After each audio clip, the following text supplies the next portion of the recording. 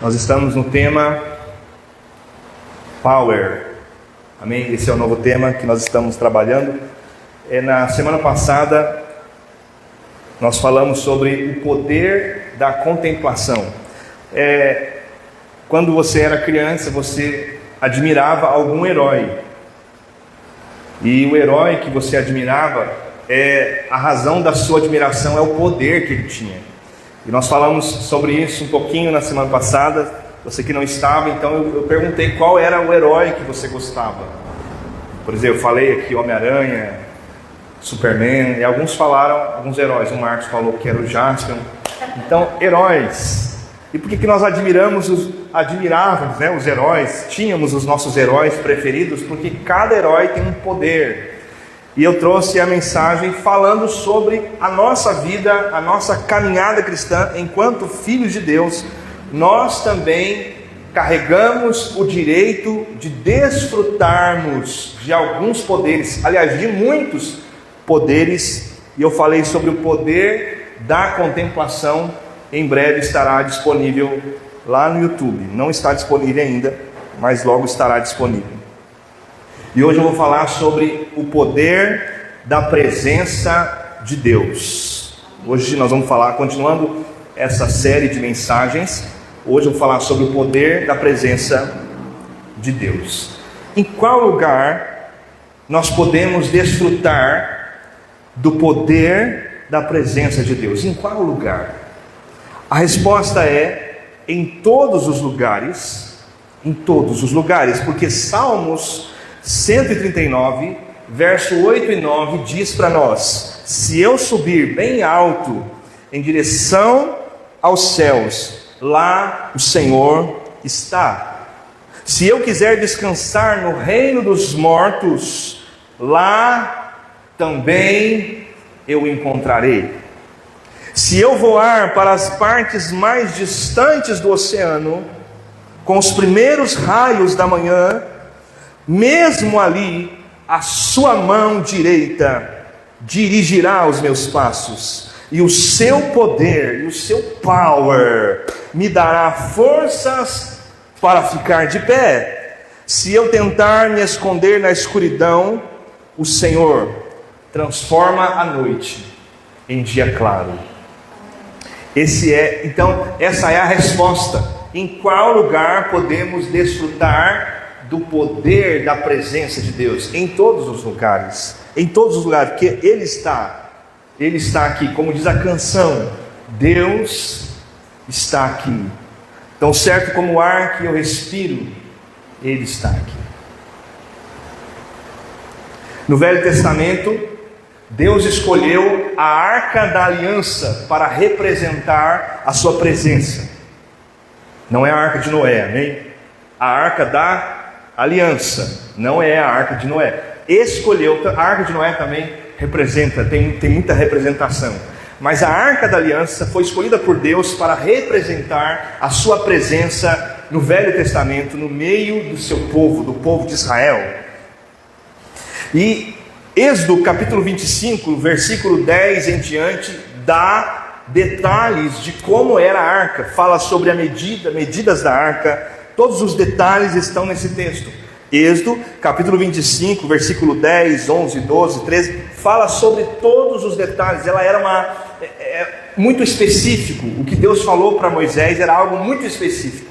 Mas resumindo, a arca era uma caixa de madeira revestida de ouro, por dentro e por fora. Em cima dessa caixa de madeira tinha uma tampa, e em cima da tampa tinham 2 querubins com suas asas estendidas. E a Arca da Aliança representava, no Velho Testamento, a presença de Deus. E nós percebemos os homens do Velho Testamento desfrutando do poder da presença de Deus através da arca, através desse objeto sagrado e santo que representava a própria presença de Deus. Nós percebemos então, e eu quero te trazer alguns casos. E essa mesma presença, esse mesmo poder que se manifestou no Velho Testamento através da arca, também está disponível agora para nós. E o primeiro caso onde o poder de Deus se manifesta, que eu quero mostrar para você, está em Josué capítulo 3, versículo 14, versículo 15. Era o tempo da colheita, e as águas do rio, no caso aqui o rio Jordão, haviam coberto as margens. Foi nessa ocasião que o povo saiu do acampamento para atravessar o Jordão. Os sacerdotes iam na frente, levando a arca da aliança. Quando chegaram ao Jordão e puseram os pés dentro da água, ela parou de correr e ficou amontoada na parte de cima do rio até Adã, cidade que fica ao lado de Sartã. Na parte de baixo, o rio secou completamente até o Mar Morto. Então o povo passou para o outro lado, perto de Jericó. O povo de Israel então está saindo de onde? Do Egito. Eles saíram do Egito, foram libertos. Eles atravessaram o deserto com Moisés. E agora eles vão entrar, Moisés já morreu, né? Agora estão sob a liderança de Josué. Eles vão conquistar a terra prometida. E a primeira cidade é a cidade de Jericó. E eles vão atravessar, e eles têm um obstáculo diante deles, que é o rio Jordão. E o texto diz para nós que quando os sacerdotes que estavam com a arca colocaram os pés, o rio se abre. Eles colocaram os pés, o rio se abriu. Eles experimentaram então o poder da presença de Deus. A instrução de Josué, de Deus para Josué, foi muito específica. Olha, que o povo, a multidão, fique atrás dos sacerdotes. Então quem vai primeiro são os sacerdotes com a arca nos seus ombros. Primeiro os sacerdotes vão à frente, abrindo espaço, abrindo caminho para que a multidão possa passar. E quando eles colocaram os pés na água, a água se abriu. A primeira coisa que nós aprendemos aqui é que tudo que nós vamos fazer, a primeira coisa que nós temos que colocar é a presença de Deus. Coloque sempre a presença de Deus. E foi isso que eles fizeram. A presença de Deus, eles vão entrar na terra da conquista. Quem vai na frente? A arca vai na frente. A presença de Deus vai na frente. E quando eles colocam o pé na água, o caminho se abre. O poder da presença de Deus traz isso para nós. Parece que é algo do Velho Testamento, mas é para nós. O poder da presença de Deus abre caminhos onde não há caminhos. A presença que você carrega, o poder dessa presença abre caminhos onde não há caminhos. É isso que Deus quer fazer conosco. Eu não estou aqui ensinando os poderes. Eu estou aqui lembrando você dos poderes, porque você já sabe. O meu propósito nessa noite não é ensinar quais são os poderes disponíveis para você. O meu propósito é lembrar você. Pastor, por quê? Porque você esquece. Nós esquecemos, sim ou não? Quem aqui no meio de uma situação onde está diante de um obstáculo fica apavorado? Nós somos assim, mas eu estou aqui lembrando você, como ministro de Deus, estou lembrando você que o mesmo Deus que através da arca da aliança parou o rio, é o mesmo Deus que abre caminhos onde não existe caminho. Eu não sei quanto a você, mas eu já vivi situações onde eu pensei: Deus, e agora? Para onde que eu vou? Parece que não tem para onde ir, mas a presença de Deus constrói caminhos onde não há caminhos. Esse é o poder da presença. E eu gosto de pensar sobre Isaías 43:19, que lá diz assim: eis que faço uma coisa nova, agora mesmo ela está saindo à luz. Será que vocês não percebem? Eis que porei um caminho no deserto e rios nos lugares áridos. Esse é o Deus que faz caminho no rio, faz caminho no deserto. É um Deus que constrói caminhos onde não há caminho. Eu me lembro de um pastor chamado pastor Djalma, e ele contou um testemunho de uma experiência, não era um testemunho, ele compartilhou uma experiência, que ele estava num passeio no deserto. Eu já contei isso daqui. Ele estava num passeio no meio do deserto, nos camelos, e quando você vai entrando no deserto, depois de alguns quilômetros, você olha para a direita, é de um jeito, você olha para a esquerda, é do mesmo jeito, você olha para frente, é do mesmo jeito, a mesma visão. Você olha para trás, é a mesma visão. E eles estavam caminhando no deserto, e a sensação que ele tinha é que parece que não está saindo de lugar nenhum e indo para lugar nenhum. Imagine você num deserto que na frente é igual, na direita é igual, na esquerda é igual, atrás é a mesma coisa, e você está caminhando. Ele falou assim, é uma sensação estranha, parece que eu não caminhei nada. Parece que eu andei, eu estou no mesmo lugar. Quem é que já passou por isso? Parece que está andando e está no mesmo lugar. Quem já passou por isso? E ele falou que ele experimentou essa estranha sensação de andar e estar no mesmo lugar. E ele ficou tão curioso e perguntou para o rapaz que estava do lado ali na viagem, falou assim, olha, como que ele sabe que nós estamos na direção certa? Como que o guia sabe que nós estamos na direção certa? Porque está tudo igual. Aí o rapaz respondeu, o guia conhece o caminho. Você parece que nós não estamos indo a lugar algum, mas ele disse, o guia sabe exatamente o caminho. Aí eu me lembrei do nosso guia, chamado Jesus Cristo. Ele sabe o caminho. Ele constrói para nós caminho no deserto. E ainda que pareça que nada está acontecendo, o meu conselho pastoral é, continue caminhando. Você olha para a direita, está de um jeito. Você olha para a esquerda, está do mesmo jeito. Você olha para frente, nada mudou. Olha para trás, a impressão que tem é que estou caminhando e não estou saindo do lugar, como se tivesse uma esteira. Aí nós aprendemos sobre o nosso guia, Jesus, que constrói caminhos no deserto. Construiu o caminho no Rio Jordão, apenas com a presença. Pôs o pé. A presença de Deus abre caminhos onde não há caminho. 1 Samuel capítulo 5, versículo 1 e versículo 2. Os filisteus tomaram a arca de Deus e trouxeram do campo de batalha em Ebenezer para Asdod e colocaram no templo de Dagon, junto à sua estátua. Essa guerra entre filisteus e Israel, ela chegou nesse estado onde eles perderam a arca. No meio da guerra, o povo de Deus perdeu a arca. Em outras palavras, perdeu a presença. Os filisteus roubaram a arca e colocaram na sala do seu Deus, o Deus Dagon. Eu amo esse texto. Esse texto ensina muita coisa para nós. O texto diz aqui que a estátua ficou ali do lado da arca. E você lembra o que acontece no outro dia? Quem lembra? No outro dia, quando eles entraram na sala, Dagon estava caído diante da arca. Diante da arca. Esse é o poder da presença de Deus. Aquilo que precisa cair na minha vida, na sua vida, vai cair enquanto nós promovemos. Eu não sei o que precisa cair, mas uma coisa você pode fazer: promova a presença de Deus na sua casa, promova a presença de Deus no seu casamento, promova a presença de Deus no seu ambiente, porque onde a presença de Deus é promovida, é estabelecida, é honrada, aonde a presença de Deus está, Dagon cai. E Dagon caiu.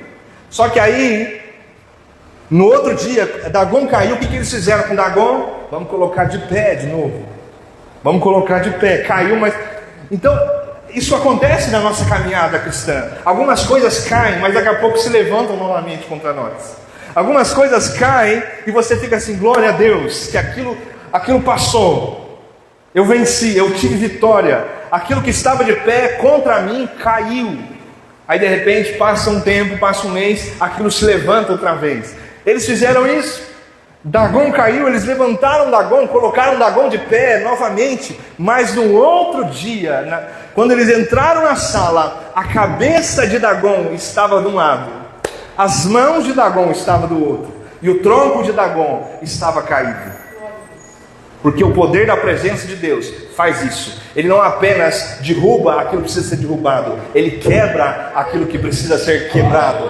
Amém? Pastor, a presença de Deus só derruba? Não, ela derruba, mas tem hora que ela quebra. E eu declaro em nome de Jesus que a presença de Deus vai quebrar aquilo que precisa ser quebrado na minha vida, na sua vida. Aleluia, pelo poder da presença de Deus. 2 Samuel capítulo 6, versículo 3.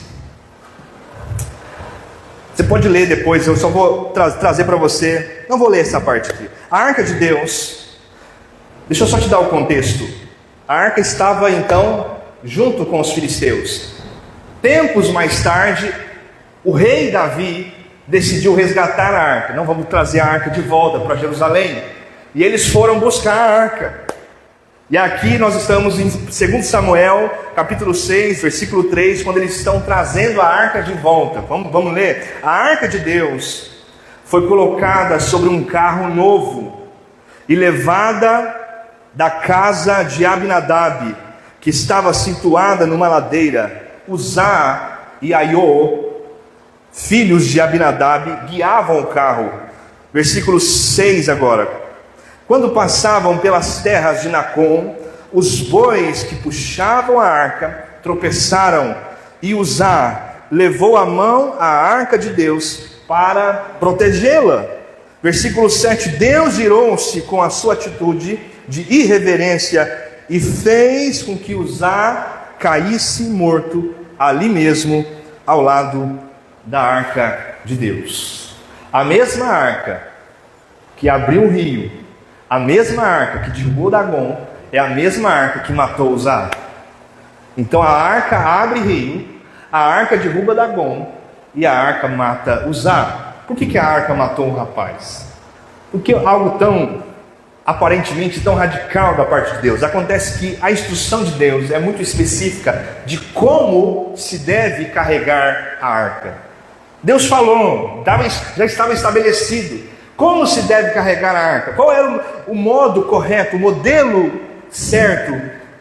Os levitas, cada levita de um lado, porque a arca tinha dois cabos de madeira, 4 argolas, e os cabos, eles tinham que carregar a arca através dos cabos. Só que aqui, eles decidiram carregar a arca no carro, puxado pelo boi. Eles pensaram assim: vamos carregar a arca do nosso jeito. É mais, porque Jerusalém está tão longe. Como é que vamos levar a arca assim, ó? Vamos carregar a arca do nosso jeito. Eles tomaram uma decisão.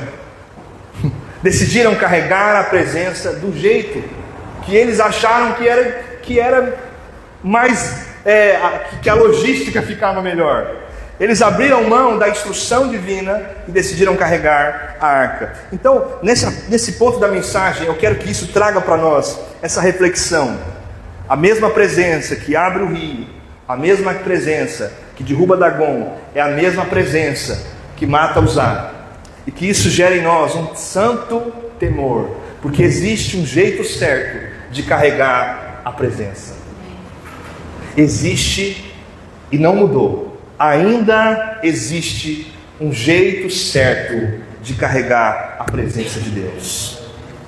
Não crie outras alternativas. Não saia daquilo que Deus já estabeleceu. A pergunta que fica para nós aqui, ó, vamos trabalhar essa pergunta: como eu tenho carregado a santa presença de Deus? Porque tem um jeito certo de carregar, amém? O que eles pensaram ali quando colocaram a arca no carro? Não tem nada a ver, não tem nada demais. Não tem nada demais pôr no carro, boi puxar, nossa, para que ser tão radical? Ter que colocar no ombro, andar daqui até Jerusalém, nada demais. O que trouxe essa imprudência foi o pensamento que domina a nossa era. Não tem nada de errado, não tem nada demais. O importante é que estamos levando a arca de volta. Não importa como. É isso que eles pensaram. Um pensamento que entrou na mente deles, agora está agindo no nosso tempo. Não tem nada demais. Quantas coisas estamos fazendo hoje porque pensamos, não tem nada demais. Mas existe um jeito certo ainda. Eu quero bater nessa tecla. Ainda existe um jeito certo de carregar a presença. Uzá morreu, como o texto diz, e agora a missão foi cancelada. A missão de trazer a arca de volta foi cancelada. Cancela a missão. E eles pegaram a arca e deixaram na casa de um homem. Vamos ler aqui, Segundo Samuel, capítulo 6, versículo 10, versículo 11. Por isso, resolveu não levar mais a arca do Senhor, missão cancelada, para a cidade de Davi. Em vez disso, levou para a casa de Obed-Edom. Diga comigo, Obed-Edom. Mais uma vez, Obed-Edom, que era da cidade de Gate. A arca do Senhor ficou na casa dele por 3 meses. E o Senhor abençoou Obed-Edom e toda a sua família. Em outras palavras, Obed-Edom experimentou a prosperidade e a bênção do Senhor, porque a arca ficou na casa dele 3 meses. O texto faz questão de destacar essa consequência da presença da arca. Obed-Edom e toda a sua família foram abençoados, porque a arca estava lá, a presença de Deus estava lá, através da arca da aliança. Então, nós estamos falando sobre power. Eu e você temos o direito de desfrutar do poder da presença, e o poder da presença de Deus me faz caminhar em caminhos de prosperidade. Amém? Em caminhos de bênção. E quando fala em prosperidade, meu texto favorito é Salmo 1:1, que diz: bem-aventurado o varão que não anda segundo o conselho dos ímpios, nem se detém no caminho dos pecadores, nem se assenta na roda dos escarnecedores. Antes tem o seu prazer na lei do Senhor, na sua lei medita de dia, de noite, pois será como árvore plantada junto a ribeiros de águas, a qual dá o seu fruto no tempo, na estação própria, e as folhas não caem, e tudo quanto fizer prosperará. A presença que fez Obed-Edom prosperar é a mesma presença que está disponível agora. Esse poder da presença que estava lá com Obed-Edom está aqui comigo, com você agora. Promova a presença de Deus na sua casa, promova a presença de Deus no seu trabalho, promova a presença, porque a presença de Deus traz prosperidade, êxito, em nome de Jesus. Daniel capítulo 3, versículo 24. Aqui já não vou falar da arca mais, ok? Aqui nós não vamos encontrar a arca da aliança, aqui é um outro texto. Então eu apresentei para você 3 casos onde a arca da aliança aparece e onde o poder da presença é revelado. Amém? 3 casos: no Rio Jordão, diante de Dagon, diante de Uzá, não, são 4, né? E na casa de Obed-Edom. Então foi no Rio Jordão, diante de Dagon, quando Uzá morre, e na casa de Obed-Edom. 4 casos onde a presença de Deus, o poder da presença de Deus se manifesta. Agora eu vou mostrar um caso que não tem arca aqui, amém? Mas tem presença. Não tem arca, mas tem presença. Daniel, capítulo 3, versículo 24. Aí vocês lembram que o rei Nabucodonosor, qual que foi o que ele fez? Ele construiu uma estátua de ouro, a estátua do rei Nabucodonosor. E qual que era a ordem? Que todos, quando a música tocasse, todos se ajoelhariam, todos adorariam a estátua. Mas esses 3 jovens não se dobraram. Quem foram os 3 jovens? Sadraque, Mesaque, Abednego. Então, e eles foram jogados, na fornalha. E eu quero falar sobre o poder da presença que protege a nossa vida. A presença de Deus, ela é proteção para nós. Então o rei Nabucodonosor, Daniel 3:24, ele se espantou e se levantou depressa, falou e disse aos seus conselheiros: não lançamos nós dentro do fogo 3 homens atados? Responderam ao rei: sim, é verdade, rei. Disse ele: eu vejo 4 homens soltos, que andam passeando dentro do fogo, e nenhum dano sofrem, e a aparência do quarto é semelhante ao Filho de Deus. A presença de Deus, ela é protetiva. Quando nós desfrutamos do poder da presença de Deus, experimentamos a proteção divina. 3 homens na fornalha, que não foram queimados, o fogo não queimou, porque Deus estava lá. E quando Nabucodonosor olha, fala assim: tem mais um, não eram 3, mas tem um 4º homem, aleluia. Um 4º homem, semelhante ao Filho de Deus. Essa presença nos protege. Você provavelmente não será jogado numa fornalha. Eu acho que não, né? Eu não consigo imaginar isso. Mas vai que acontece. Vai que acontece, não sei. Eu acho que não. Eu acho que você nunca será jogado numa fornalha. Você acha que você vai ser um dia jogado numa fornalha? Eu acho que não. Então, eu não consigo trabalhar com essa hipótese, né, de você ser jogado numa fornalha. Mas o fato é, com certeza, você já passou e vai passar por situações de fogo, situações intensas, cheias de calor, com certeza. Você vai passar por situações que não é uma fornalha literalmente falando, mas é um ambiente, uma provação, um problema, uma adversidade tão intensa que a sua alma sente calor. Isso é possível. Mas eu tenho uma boa notícia, Isaías 43, 2. Quando passares pelas águas, eu serei contigo. E quando pelos rios, eles não te submergirão. Quando passares pelo fogo, não te queimarás. Pastor, mas não vou passar pelo fogo, pai. Literalmente, talvez não, ou talvez sim. Eu não descarto essa possibilidade, né? Daqui a pouco alguém te joga no fogo aí. Nega Jesus, não nega, então pá, vai pro fogo. O pastor disse que não ia acontecer, pode acontecer. Quem está preparado aí? Esse glória aí quase que tremeu o prédio aqui. Mas é plenamente possível você enfrentar um fogo, uma situação intensa, de calor intenso. Mas o texto há uma promessa: o fogo não arderá em ti. Porque qual é a razão que o fogo não arde? O começo do texto: quando passares pelas águas, eu serei contigo. Quando passares pelos rios, não te submergirão. E quando passares pelo fogo, a chama não arderá em ti. Não arderá. O que é isso, pastor? É o poder da presença.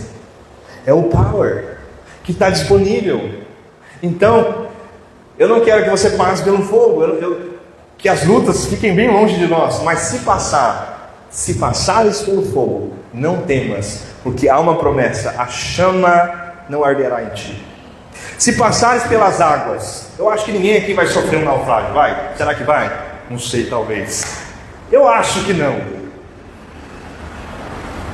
Mas é plenamente possível que você passe por tempestades, por águas, não literalmente falando, mas por problemas que você encara como uma grande tempestade. Isso é plenamente possível. E o que vai acontecer quando você estiver passando a tempestade? Não temas, porque o texto há uma promessa: quando passares pelas águas, eu estarei contigo. Não temas, não temas. Toda vez que estamos no nosso carro e a gente está na estrada e aquela tempestade, quem já passou por isso? É algo assim tão sufocante, querido. Você está ali e você não enxerga nada. Você vai assim, você dirige, sabe, na intuição. Não, eu acho que eu estou na estrada, eu acho que é aqui. Só que você, o motorista, você fica bem quietinho para ninguém ficar preocupado no carro. Só que você sabe que o negócio está complicado. Eu me lembro de uma tempestade que eu enfrentei, que o carro parecia que ia até sair da estrada, de tanto vento que tinha. E você dirige ali, olha, com muita cautela, com muito cuidado, porque você não consegue enxergar. E quando está em neblina, então são situações assim que você não consegue enxergar, e você enfrenta isso também na vida. Quantas vezes nós estamos em tempestades, passamos por águas, adversidades, que você fica tão confuso. Quando você está no carro e tem muita água caindo no seu para-brisa, você fica confuso. É uma confusão que você fica assim, você nem presta atenção no que estão falando, você fica tão concentrado, e ao mesmo tempo a estrada que era tão nítida, agora está tudo tão confuso. E quantas vezes nós também experimentamos adversidades, você fala: gente, o que eu vou fazer agora? Para onde que eu vou? Eu não estou conseguindo enxergar o caminho. Mas a palavra de Deus para nós é essa: quando passares pelas águas, eu vou estar com você. Quando passares pelos rios, fica calmo, eles não te submergirão. Aleluia. Sabe por quê? Porque eu estou contigo. é o poder da presença. É o que nós já aprendemos no Salmo 23. Ainda que eu ande pelo vale da sombra da morte, não sentirei medo. Por quê, pastor? Porque tu estás comigo. O poder da presença. Eu não vim ensinar o poder da presença hoje. Eu vim lembrar você do poder da presença. Eu não estou te ensinando. Quem já sabia tudo que eu falei hoje? Levanta a mão. Você não sabia? Então eu estou ensinando então. Eu não vim ensinar porque você já sabia. Você tá, nem para levantar a mão você está podendo mais, hein? Meu Deus. Eu vou comprar uns papelzinhos para ver se dá. Escrever joinha, ver se é curte. Eu não estou ensinando o poder da presença. Você já sabia que o rio abre quando a arca entra no rio. Você já sabia disso. Você já sabia que o poder, a presença protegeu o Sadraque. Você já sabia. Mas eu estou lembrando você do poder que você carrega. Porque saber é uma coisa que a gente esquece. Olha aqui. Quem aqui já achou dinheiro no bolso da calça? Quem aqui já achou? 20 reais. Não é bom demais? Estava lá, 100 reais, estava lá, só que você esqueceu que estava lá. Entenda algo, aquilo que você tem, mas esquece que tem, não adianta nada. Então eu não estou aqui para te ensinar, estou aqui para lembrar, você tem em Deus direito, e você carrega o direito de desfrutar do poder da presença. A presença vai abrir o rio. Promova a presença, coloque a presença. Só que o que eu faço para experimentar esse poder? Porque a presença já está disponível em todos os lugares.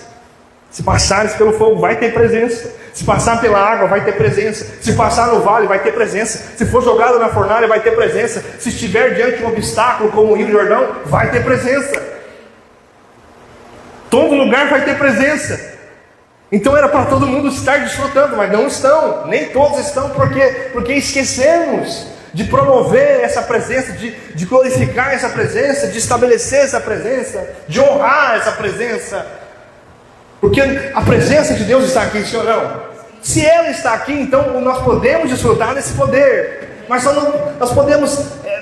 não podemos apenas saber que ela está aqui, nós precisamos honrar essa presença. Jesus estava em Nazaré, a presença do Deus vivo encarnado em Nazaré, na cidade de Nazaré. Jesus estava lá, e o texto diz para nós que ele não pôde fazer ali nenhum milagre. Nossa, mas Jesus estava lá, ele não pôde fazer porque eles diziam: não é esse o filho do carpinteiro? Não é esse o menino Jesus que morava aqui com a gente? Eles não deram crédito ao Cristo, ao Jesus. E Jesus disse assim: olha, o profeta não tem honra, senão não tem honra na sua própria casa. Jesus estabeleceu ali, ensinou para eles ali que ele não estava sendo honrado, e pelo fato de não ser honrado, ele não manifestou o poder de milagre. Então a presença está aqui, e o que nós vamos fazer agora é ao máximo honrar essa presença. Ao máximo. Eu não sei o que você está pensando, o que está passando na sua cabeça, mas nesse tempo de culto que é tão rápido, que é tão pouquinho, eu só quero uma coisa: eu quero honrar essa presença, para que o poder da presença se manifeste aqui, para que curas aconteçam. Quem aqui está doente? Eu quero que você seja curado. Quem que precisa de um milagre? Eu quero que você saia daqui, viva esse milagre. Eu quero que você suba nesse altar e diga: pastor, Deus fez tal coisa na minha vida. Então nós vamos honrar essa presença. Honrar essa presença. É possível que você esteja ali quietinho e mesmo assim esteja honrando. Eu não estou falando de uma postura física, mas de uma postura da alma. Mas se Deus está te mandando dar um glória aí, você não está dando, então você não está honrando. Se Deus está te impulsionando para se expressar mais, e você está assim, numa posição passiva, então não está honrando. Sabe o que é um culto que honra a Deus? É um culto que você faz exatamente o que Deus está te pedindo. Aleluia.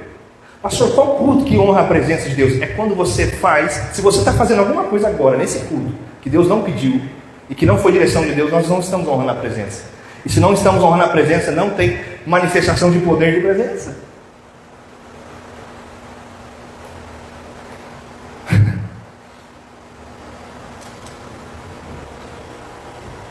E esse é um temor que eu carrego.